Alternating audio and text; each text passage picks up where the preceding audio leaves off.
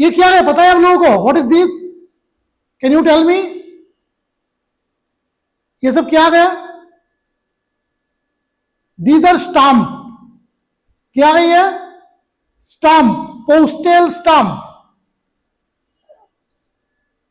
कब का हुआ है? In which year this stamps were? ये लिखा हुआ है यहां पे देखिए. Stamps like these issued mostly between 1955 to 1968. Okay. Depicted a vision of planned development left to right, top to bottom. Damodar Valley. That is Damodar Valley. इसके बाद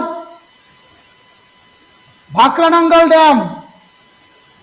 इसके बाद चित्तरंजन लोकोमोटिव्स. इसके बाद गुवाहाटी रिफाइनरी. इसके बाद ट्रैक्टर. तो ये क्या है मालूम है?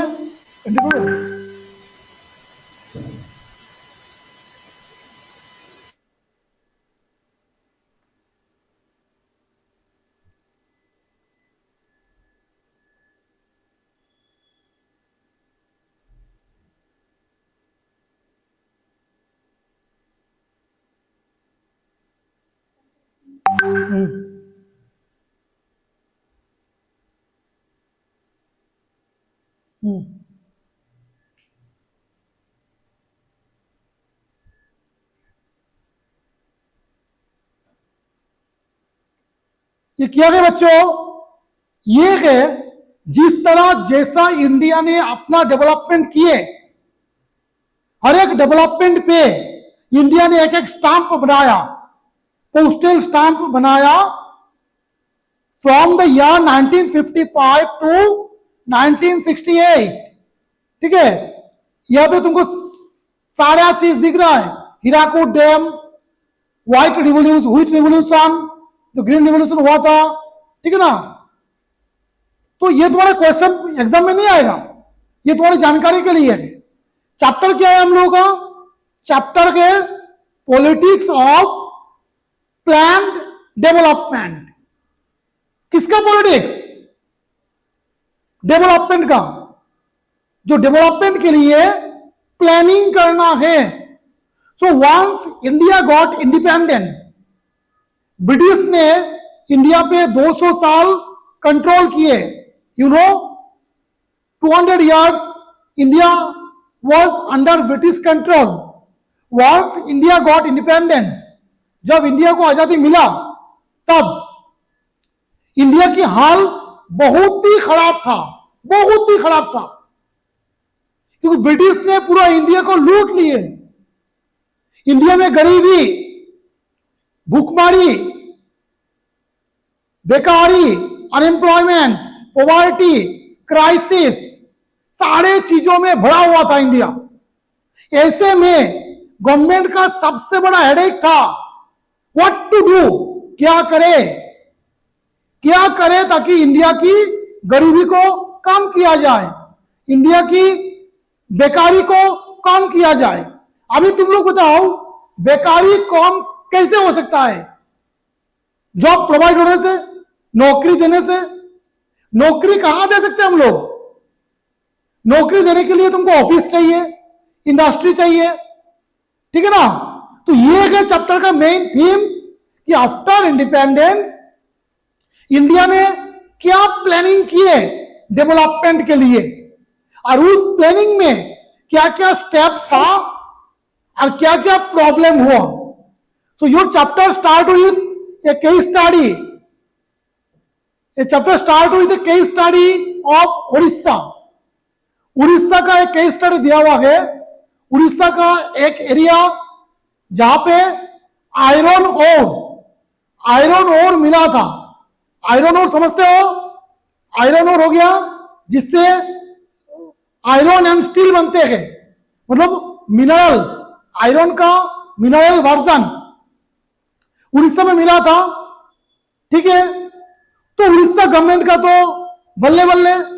उड़ीसा गवर्नमेंट ने क्या किए कि उड़ीसा गवर्नमेंट ने यह प्लानिंग की है कि अगर मेरे स्टेट में आयरन है तो मैं काम करता हूं, मैं फॉरेन से कंपनी को बुलाता हूं, जो लोग वहां से आयरन माइनिंग करेंगे, करके रिफाइनिंग करेंगे, करते हुए आयरन एंड स्टील डेवलप होगा, जिसके लिए वो लोग फैक्ट्री लगाएंगे, इंडस्ट्री लगाएंगे, और उस इंडस्ट्री में यहाँ के लोगों को नौकरी मिलेगा।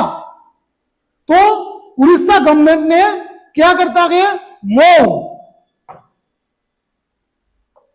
ये देखो MOU, memorandum of understanding, Orissa government ने मेमोरेंडम ऑफ अंडरस्टैंडिंग साइन करते हैं विदेशी कंपनी के साथ कि आप लोग आइए उड़ीसा में आयरन और माइनिंग कीजिए, एंड व्हाट टू डू, आप इंडस्ट्री लगाइए, रिफाइनरी लगाइए। ओके,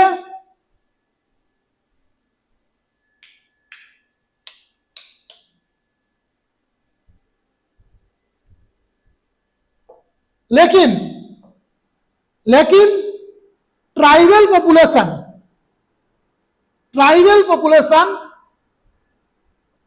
एंड एनवायरमेंटलिस्ट, जो मैंने हाईलाइटिंग किया हुआ है, देखो वहां का ट्राइबल पॉपुलेशन और एनवायरमेंटलिस्ट वहां पे ऑब्जेक्शन दिए। क्या ऑब्जेक्शन दिए कि अगर वो लोग इंडस्ट्री लगाएंगे, माइनिंग करेंगे, तो जो ट्राइबल लोग वहां रह रहा है, the peoples who are staying there, they were removed from that area. Environmentalist इन लोगों ने क्या बोला कि अगर यहाँ पे इंडस्ट्री होगा, आयरन माइनिंग होगा, तो क्या होगा, एनवायरमेंट को पोल्यूट करेगा, एटमॉस्फेयर को पोल्यूशन होगा, there will be more pollution. तो इसीलिए ये लोग ऑब्जेक्ट किए थे।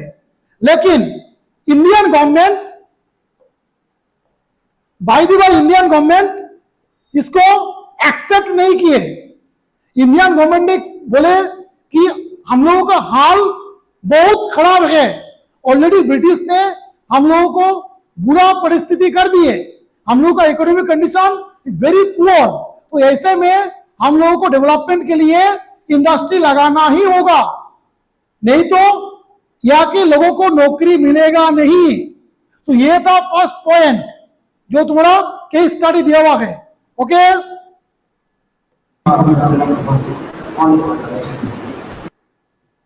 सेकेंड आता है पॉलिटिकल कंटेस्टेशन। मतलब क्या है, देखो after independence our country had to make a series of major decisions like this. Each of these decisions could not be made independent of other such decisions. All these decisions are bound together by a shared vision or model of economic development. Almost everyone agreed. क्या बात है कि after independence India को क्या क्या system adopt करना है। Political contestation, इसका मतलब क्या है, पॉलिटिकल कंटेस्टेशन इसका मतलब हुआ कि what system is to be adopt, whether India should go for private economy और India should go for government economy, means whether there is the capitalism और socialism, whether communism or other things. What pattern of system, what pattern of economy India should adopt, that matter is called political contestation. समझ में आया?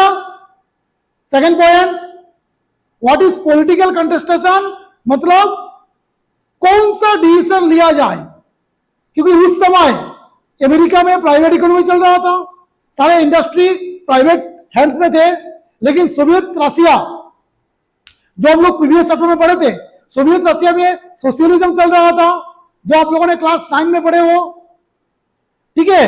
तो India कौन सा theory adopt करे, यह था एक बड़ा सवाल।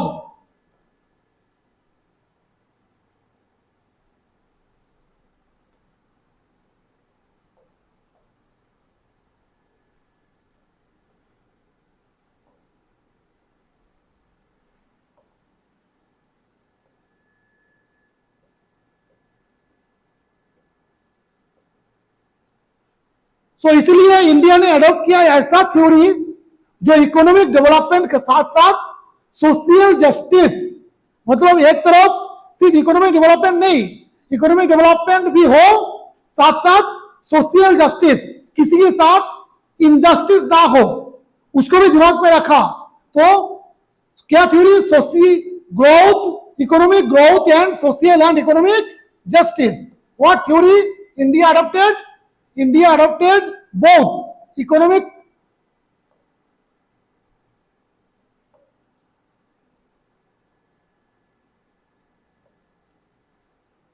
development and socio-economic justice.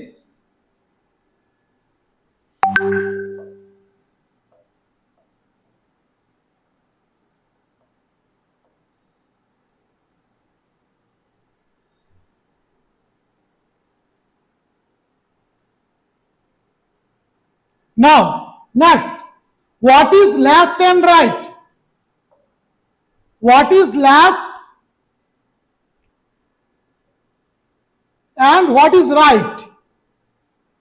Very simple, this is left, that is right. Okay, but it is not. Here, left means those who believe in communism, Russian revolution, Marxist, Leninist, history में पढ़े आप लोग, Marxist, Leninist, communism, socialism class 9 में। सो leftist, leftist मतलब those who believe in socialism, those who believe in communism, means जो लोग चाहते हैं कि इकोनॉमिक पावर कम्युनिटी के हाथ में हो, सोसाइटी के हाथ में हो। और राइटिस्ट कौन? Rightist are those who believe in private economy, जो लोग चाहते हैं कि सारे इंडस्ट्रीज प्राइवेट हैंड्स में हो जैसे अमेरिका की हाथ में है। तो ये है लेफ्ट एंड राइट, समझ में आया?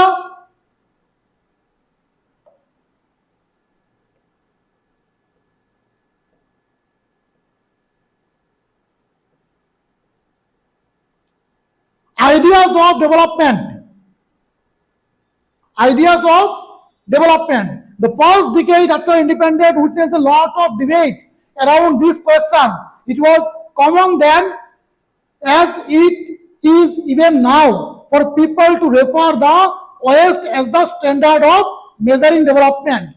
So after independence 1950 के बाद 1950 से 60 में ये सवाल को लेके जबरदस्त डिबेट चला कि डेवलपमेंट क्या है, किसको माने हम लोग डेवलपमेंट। तो सब लोगों ने ये अपना कंसेंट दिए कि वेस्ट कंट्री जो यूएसए है, standard measuring of development is the waste.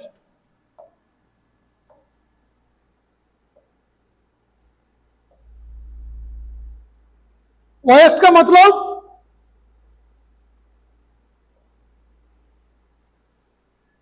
Western country, मतलब वेस्टर्न कंट्री जो थ्योरी अप्लाई कर रहा है वो थ्योरी डेवलपमेंट का मेजरिंग है। तो वेस्टर्न कंट्री क्या कर रहा था? What they are doing? Western country development was about becoming more modern and modern was about becoming more like the industrialised countries. So modern western country क्या थे? वो लोग मॉडर्न थ्योरी अप्लाई कर रहे थे और मॉडर्न थ्योरी था industrialise countries, मतलब आपको ज्यादा से ज्यादा इंडस्ट्री लगाना होगा। जब इंडस्ट्री लगाओगे तो भी इंडस्ट्री में जॉब क्रिएट होगा, जॉब क्रिएट होगा तो लोगों को जॉब मिलेगा, लोगों को नौकरी मिलेगा, एंड जब लोगों को नौकरी मिलेगा तब बेकारी, पॉवर्टी, अनएम्प्लॉयमेंट खत्म होगा, राइट?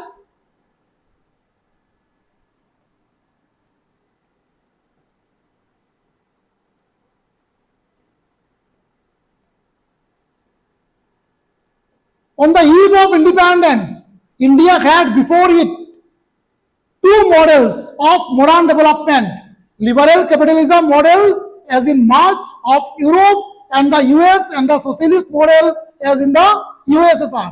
तो अभी इंडिया के सामने क्या था बेटा? इंडिया के सामने दो ऑप्शन था। How many option? Two option. Number one, liberal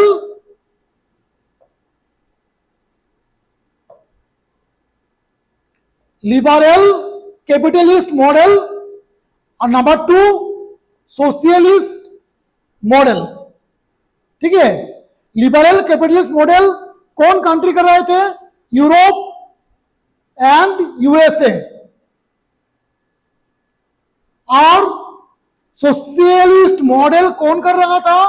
वो था यूएसएसआर। मैंने लास्ट चैप्टर में पढ़ाया था USSR, union of Soviet socialist Republic. दो मॉडल था इंडिया के पास, एक था अमेरिकन मॉडल और एक था रशियन मॉडल। अमेरिकन मॉडल था प्राइवेट इकोनॉमी, मतलब सारे इंडस्ट्री प्राइवेट कंपनी के हाथ में होगा। ठीक है, और दूसरा था रशियन मॉडल जो था सोशलिस्ट मॉडल, मतलब उसमें सारे पावर गवर्नमेंट के हाथ में होगा। अभी इंडिया क्या करेंगे? अगर प्राइवेट को दे देंगे तो अमीर लोग और अमीर हो जाएगा, rich become richer, poor will become poorer, and government सारा कुछ अपना हाथ में ले लेंगे तो फिर इंडस्ट्रियलिस्ट लोग बुरा मान जाएगा ना कि गवर्नमेंट ने हम लोगों को कोई वैल्यू ही नहीं दिया, गवर्नमेंट सारा पावर अपने हाथ में ले लिया। सो इस कंडीशन में इंडिया ने एडॉप्ट किया what theory? It is called mixed economy. Mixed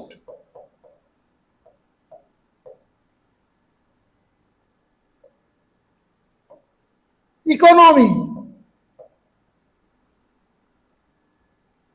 India ने अप्लाई किया मिक्स्ड इकोनॉमी।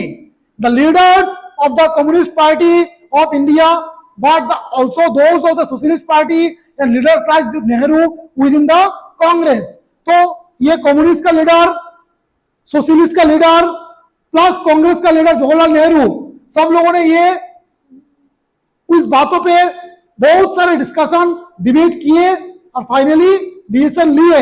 ऐसे नहीं लिए, उससे पहले क्या हुआ देखो।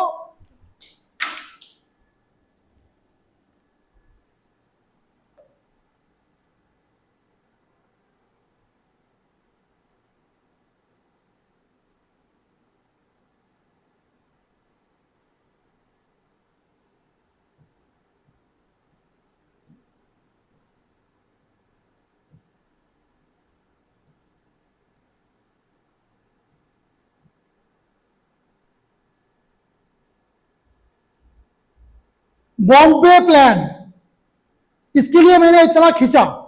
Bombay plan, what is Bombay plan? ठीक है, क्यों हम लोग अमेरिकन मॉडल को एक्सेप्ट नहीं किया? अमेरिकन मॉडल एक्सेप्ट इसलिए नहीं किए क्योंकि उस समय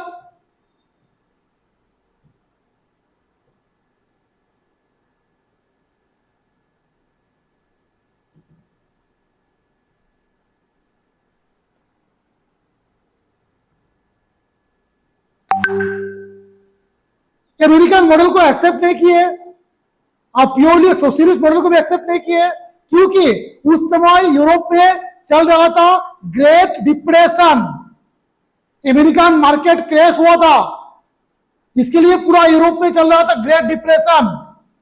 तो इसको ध्यान में रखते हुए अमेरिकन मॉडल को हम लोगों ने अप्लाई नहीं किए। और बॉम्बे प्लान मतलब इंडिया का जितना इंडस्ट्रियलिस्ट थे, सारे इंडस्ट्रियलिस्ट खुद गवर्नमेंट से मीटिंग किए, गवर्नमेंट से मीटिंग करते हुए बोले कि आप पूरा चीज हम लोगों के हाथ में डिवोट मत कीजिए, you don't devote everything in our hands, you keep the power with you. मतलब उन्होंने गवर्नमेंट से रिक्वेस्ट किए कि आप सारे चीज प्राइवेट के हाथ में मत दीजिए। तो इसीलिए गवर्नमेंट सारे बातों को ध्यान में रखते हुए मिक्स्ड इकोनॉमी को एडॉप्ट किए, मतलब कुछ प्राइवेट के हाथ में होगा और कुछ गवर्नमेंट के हाथ में होगा। लाइट कौन नहीं है? वो डार्क डार्क ऐसा कहाँ चले गए?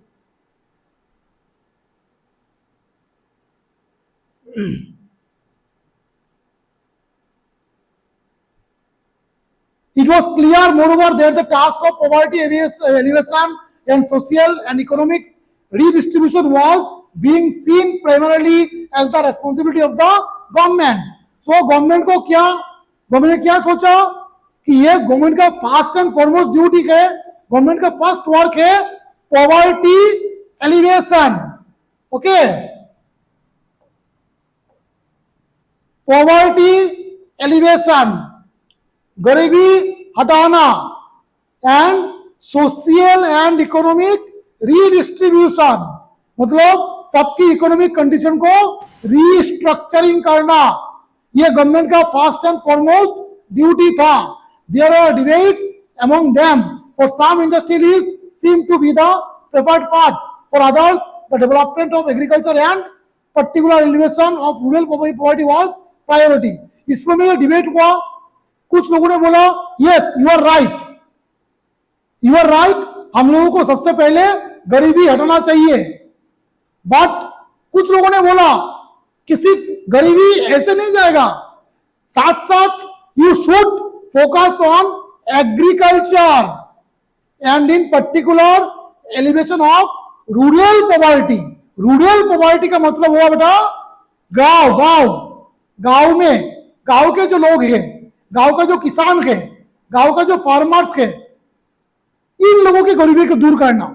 इंडस्ट्रीज तो शहर में होगा, लेबर का वेतन, वर्कर, बट फार्मर्स का क्या होगा, तो इसमें भी डिबेट चला. ओके, फिर आता है तुम्हारा प्लानिंग. प्लानिंग का मतलब क्या, तुम लोग जानते हो जब भी तुम कोई बड़ा काम करते हो, जब भी कोई बड़ा काम करते हो, बड़ा काम करने से पहले तुमको प्लानिंग करना पड़ता है. Suppose in your school while there is annual sports, जब तुम्हारा स्कूल में एनुअल स्पोर्ट्स सेलिब्रेट होता है, वो एकाएक नहीं होता, इसके लिए प्लानिंग होता है. Same is the case. अभी इंडिया ने तो डिसीजन लिया, what they should do, they should go for mixed economy, they should go for poverty alleviation, they should go for socio-economic development and removal of injustice. इसके लिए planning क्या है, क्या planning, let's see.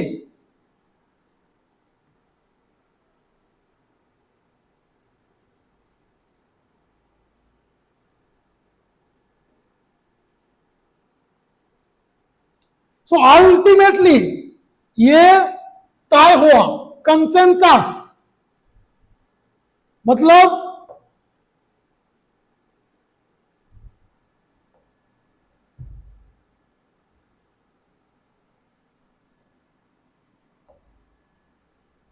despite the various differences there was a consensus on one point.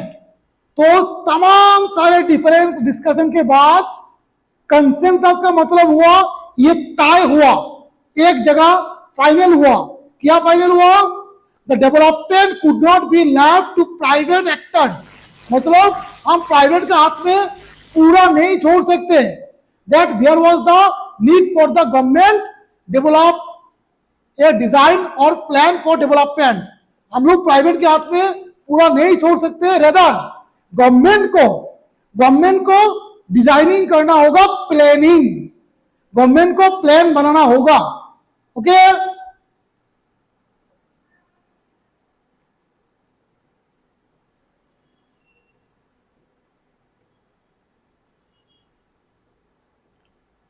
So there was the creation of planning commission. अभी plan कौन करेगा, जैसे भारत की संविधान बनाने के लिए to frame our constitution, at first it was formed a constituent assembly, जो कॉन्स्टिट्यूएंट असेंबली ने संविधान बनाया था. तो इसी तरह प्लानिंग करेगा कौन, इसके लिए बनाया गया planning commission. Okay,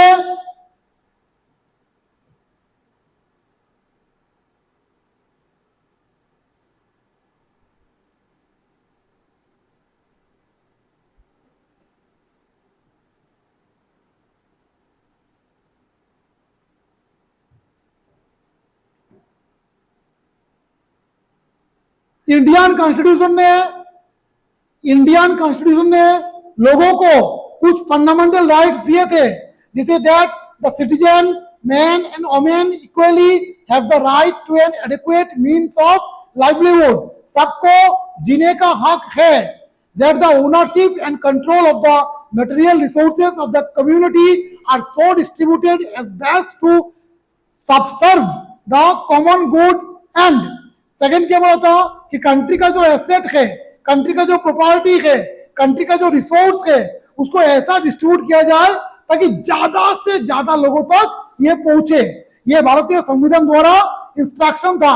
and that the operation of the economic system does not result in the concentration of wealth and means of production to the common detriment. इसका मतलब हुआ कि ऐसा नहीं होना चाहिए कि सारे वेल्थ, सारे प्रॉपर्टी, सारे पैसा, सारे मनी सिर्फ कुछ कॉमन लोगों के पास हो। यह था संविधान। तो सारे चीजों को ध्यान में रखते हुए इंडिया को प्लान करना था। ओके,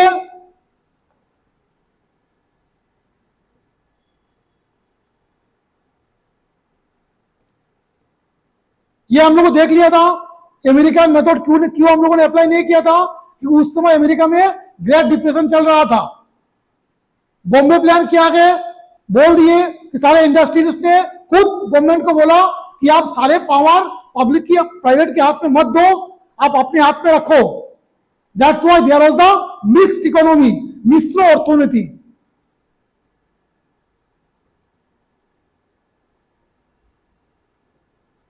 द अर्ली इनिशिएटिव्स मतलब क्या हुआ? प्लानिंग कमीशन ने क्या किए? प्लानिंग कमीशन का आइडिया कहां से लिया था? यूएसएसआर से, रशिया से। as in the USSR, the Planning Commission of India opted for 5-year plan.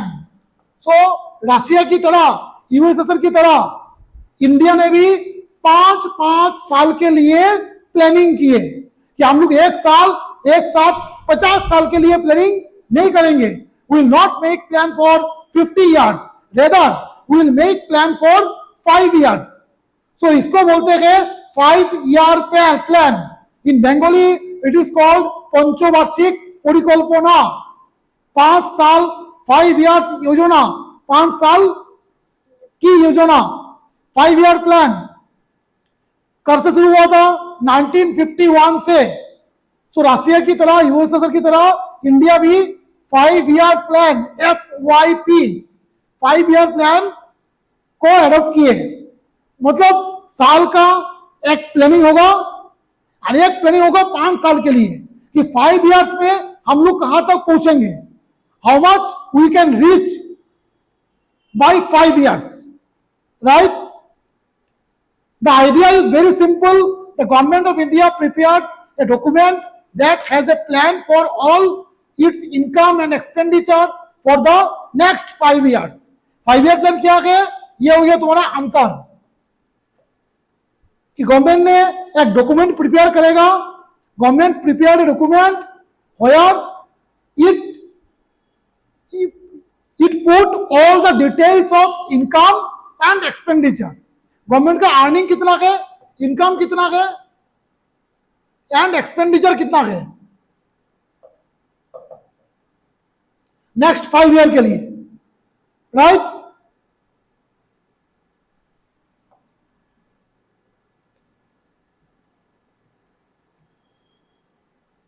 So government is divided into 2 parts. Document government ने 2 पार्ट में बनाया।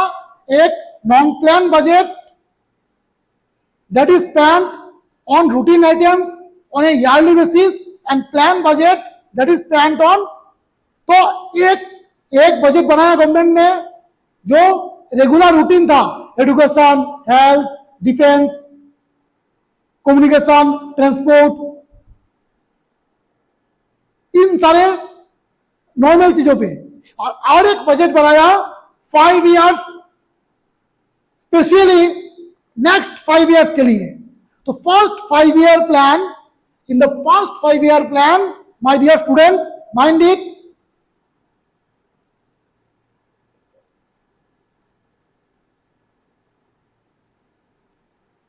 draft of the first 5-year plan and then the actual plan document released in December 1951. So first question, here you are getting first 5-year plan का documentation कब हुआ था? December 1951, right? Generated a lot of excitement in the country, जिससे country को बहुत सारा excitement मिल रहा था. Country was very excited. Yes, government are doing this things, government is doing that things, right?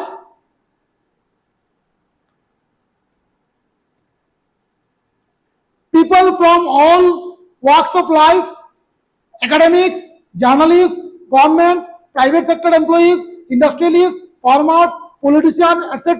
discussed and debated the document extensively. सारे category के लोग, academy, journalist, industrialist, businessman, worker, सब लोगों ने विथ वेरी एक्साइटमेंट सारे document को welcome कर रहा था. Second 5-year plan in 1956. Second 5-year plan कब हुआ था? 1956 में. बोला था ना 5 years का प्लान है. तो first one is for in the year 1951 to 56. Second is 1956 to 61. Third 5-year plan in 1961. Fourth plan was due to start in 1966.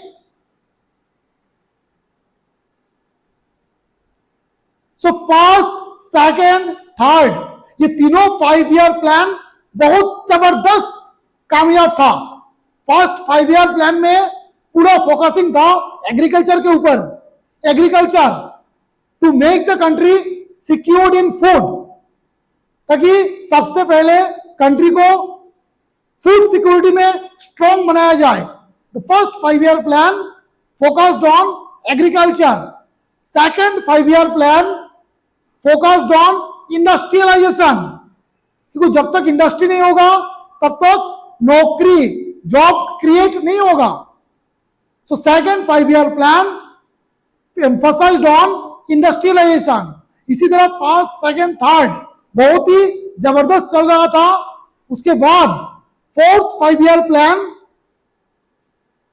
by this time the novelty of planning had declined considerably and moreover India was facing acute economic crisis. So fourth 5-year plan ultimately कामयाब नहीं हुआ and so India again was in travel. India को फिर दिक्कत का सामना करना पड़ा, क्योंकि फोर्थ 5-year प्लान इंडिया कर नहीं पाए थे. इसको डिक्लेयर कर दिया था प्लान हॉलीडे. क्या डिक्लेयर किया था? Plan holiday. Fourth 5-year plan को. Your insert question, which plan is declared as plan holiday? It is fourth 5-year plan.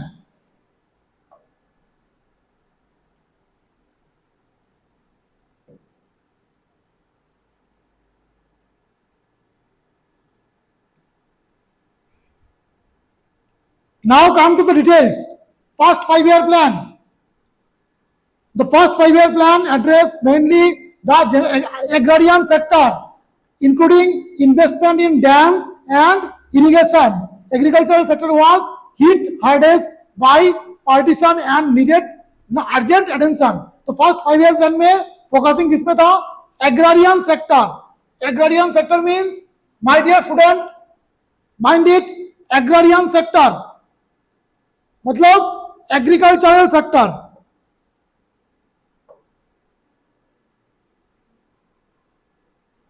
जिसमें स्पेशल फोकसिंग था डैम्स एंड इरिगेशन. डैम्स तुम लोगों ने पढ़ा होगा क्लास 10 चैप्टर वाटर में. The construction of dam, what is the function of dam, so I am not repeating here. And irrigation, you know, without irrigation agriculture is a handicap, right? क्यों क्या था? क्योंकि India during independence India was divided into 2 part, Hindustan and Pakistan.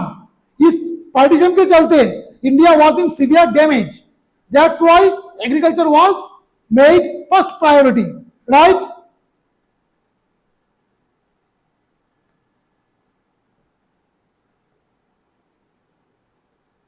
इसके बाद था pattern of land distribution in the country, क्योंकि पहले British के अंडर में था। ब्रिटिश के पीरियड में ब्रिटिश ने permanent settlement system, land reform system, Mahalwari system, बहुत सारी चीज लागू किया था। तो जमींदार के पास सारा लैंड हुआ करता था, लैंड लॉर्ड, जमींदार। सो इसको चेंज करके लैंड रीडिस्ट्रीब्यूशन किया गया, मतलब लैंड को किस पे लाया गया, लैंड को फार्मर के लिए, किसान के लिए लैंड को डिस्ट्रीब्यूट करना है। Land should be in the hands of farmer. So ये प्लानिंग किया गया फर्स्ट 5 ईयर प्लान में। One of the basic aims of the planners was to raise the level of national income, which could be possible only if the people saved more money than spent. तो इसमें government का ये भी सोच था कि country का national income, country का इनकम को बढ़ाना है। कंट्री का इनकम तब बढ़ेगा जब लोग सेविंग्स करेंगे, अपने एक्सपेंस को मीट आउट करते हुए, तब जाके कंट्री का इनकम बढ़ेगा।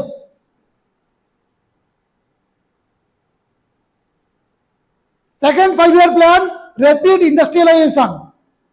दूसरा 5 ईयर प्लान में क्या फोकसिंग था, rapid industrialisation. The second 5 year plan stressed on heavy industries. It was drafted by a team of economist and planners under the leadership of PC Mahalanobis. ये नाम याद रखना बेटा, very important. Famous economist PC Mahalanobis, जिनकी direction में second 5 year plan में पूरा focus डाला गया था इंडस्ट्री के ऊपर, right. Is there any class next? Teachers come वो आप ही करो ना।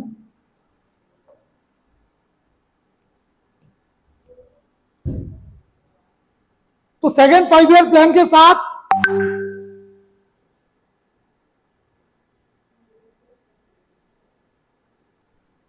your chapter is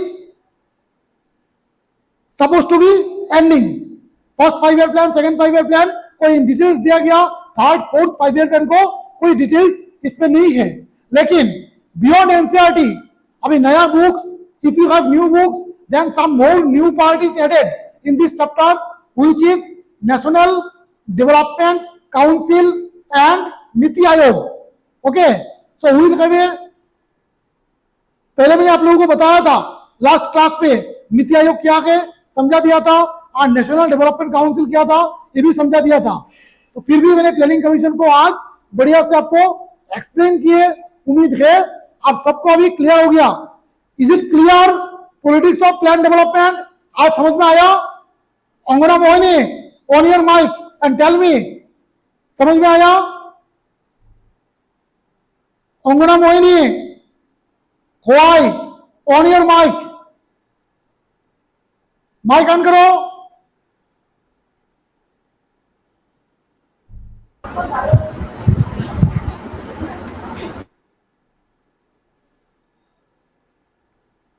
okay, show me.